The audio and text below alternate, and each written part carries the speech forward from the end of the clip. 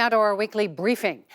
YouTube could be seen as the single biggest broadcaster in the world. And there are new claims that Google's home of online videos is running ads for well-known brands alongside videos promoting Nazis, pedophilia, conspiracy theories, and North Korean propaganda.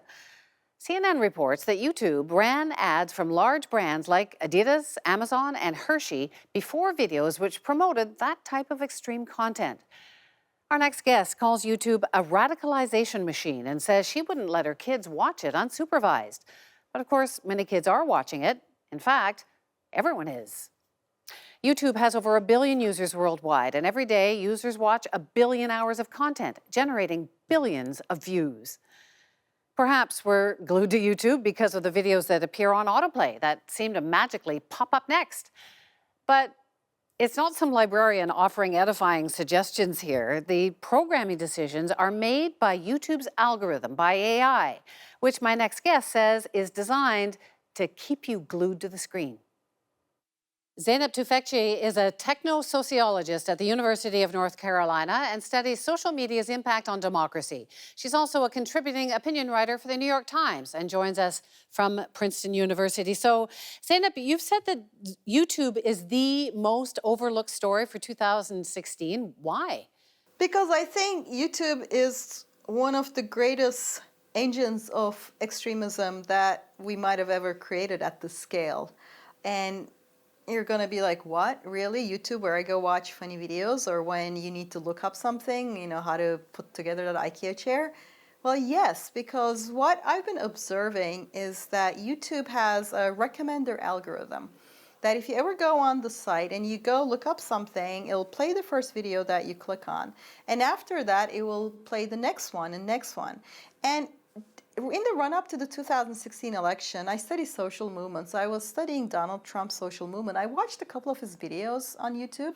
And after I watched Donald Trump's rallies, because I was writing something about it, YouTube started auto-playing white supremacist stuff to me. It would just get worse, and it was just sort of this really extreme stuff that got worse and worse and worse. So I started watching, just on purpose to test Hillary Clinton or Bernie Sanders content. And then YouTube would start showing you like more edgy, extreme stuff on that side of the political spectrum. And then I sort of started studying this and looking into it. And it turns out, for many, many topics, whatever you search, YouTube tries to show you a more extreme version of it. I mean, if you search for vegetarianism and watch a video about vegetarianism, YouTube's like, how about a video about being vegan? So why is being vegetarian completely pointless? If you're using it to transition, that is amazing, but make sure you continue through with it and go fully vegan. If you search for jogging, YouTube's showing you stuff on ultra marathons. So what is it that makes a pro triathlete look so smooth and effortless?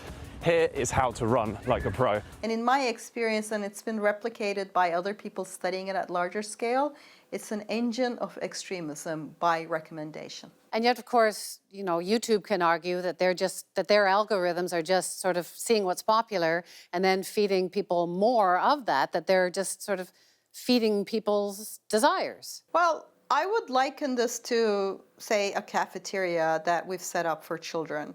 And we know children have, sweet tooth, or they like sugary foods, they like salty food. You wouldn't keep serving them that for breakfast, lunch, and dinner in ever sort of increasing quantities, and just as before their plate was empty, you just put more, because that's what autoplay does on YouTube. It just keeps playing it again and again. So I think it's the kind of thing that, yeah, you could say it's on people, but exploiting human vulnerabilities at scale in this kind of feedback loop, that's on the platform.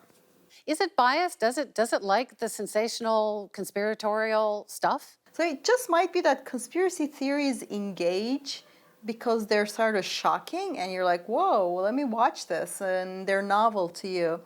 And that creates this rabbit hole behavior in which some portion of the users stay on the site longer, and the algorithms that optimize for keeping people on the site have detected this, so they're just automatically doing it. This is kind of like artificial intelligence figuring out human vulnerabilities and then feeding us on those vulnerabilities while making a lot of money for Google.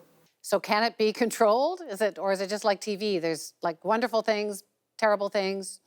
I mean, look, there's a lot of things on YouTube I look up to. If I need to fix something, that's where the tutorials are, and I look it up and I watch stuff. I'm not saying everything on the platform is bad, but the recommendation algorithm clearly has this bias and bent, and of course it can be fixed. These are algorithms, these are computer programs.